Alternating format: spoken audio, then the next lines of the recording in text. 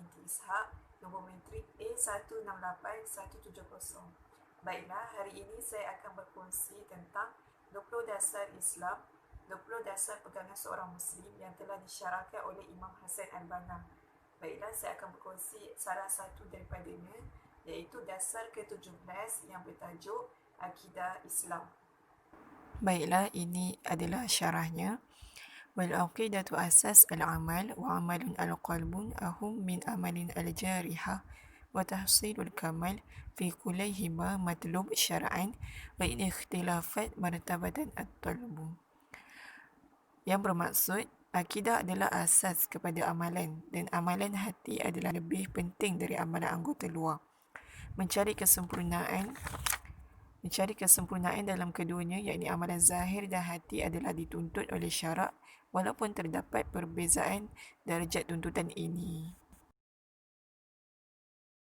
Baiklah, di dalam usul ini, Al-Imam Asy-Syahid telah menetapkan beberapa hakikat yang telah diisyaratkan di dalam Al-Quran dan diperingatkan oleh Rasulullah SAW.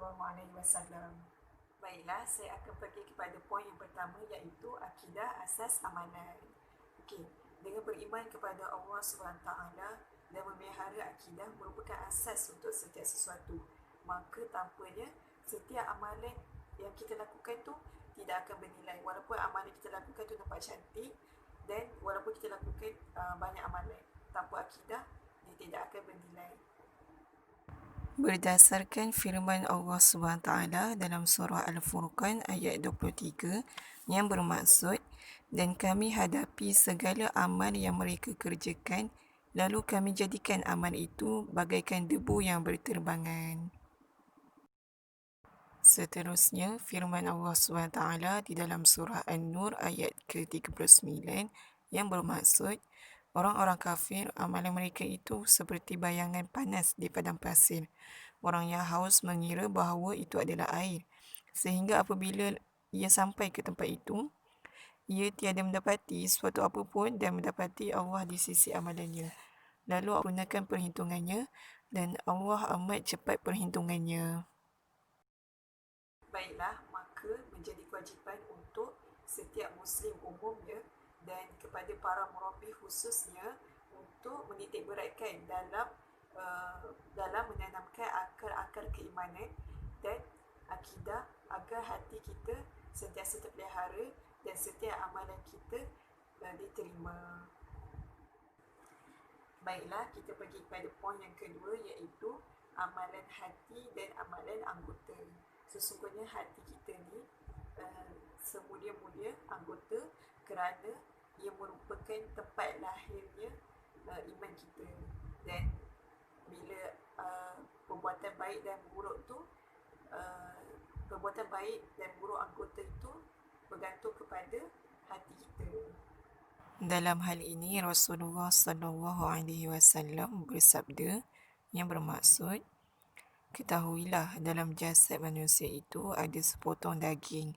Sekiranya ia baik, maka baiklah keseluruhan jasad. Dan sekiranya buruk, maka buruklah seluruhnya.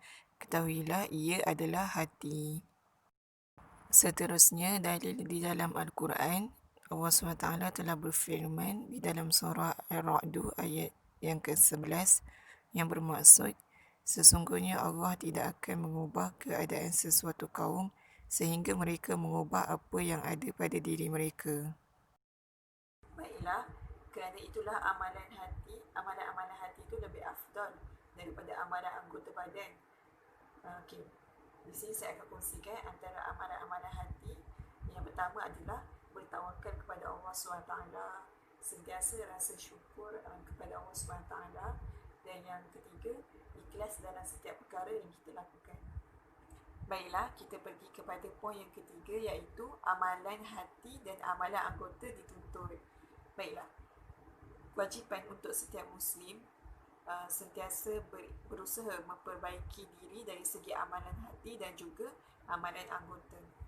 Tidak seharusnya kita merasa cukup dengan satu-satu amalan sahaja, kerana Allah SWT telah memerintahkan kita untuk bertawakal kepadanya, memohon pertolongan daripadanya sentiasa. mengharap kehidaannya.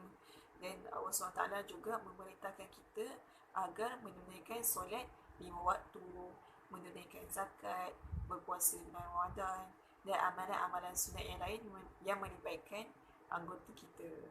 Maka peranan bagi setiap seseorang Muslim itu adalah berusaha untuk memberi penumpuan kepada amalan-amalan hati dan juga tidak mempermudahkan amalan-amalan anggota yang lain, serta menjaga tertib susunan dan mengikut yang sepatutnya, iaitu mengikut al-aulawiyat.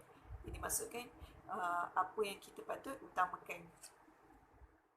Itu sahaja daripada saya. Sekian, terima kasih. Moga dengan perkongsian ini dapat memberi manfaat kepada kita semua.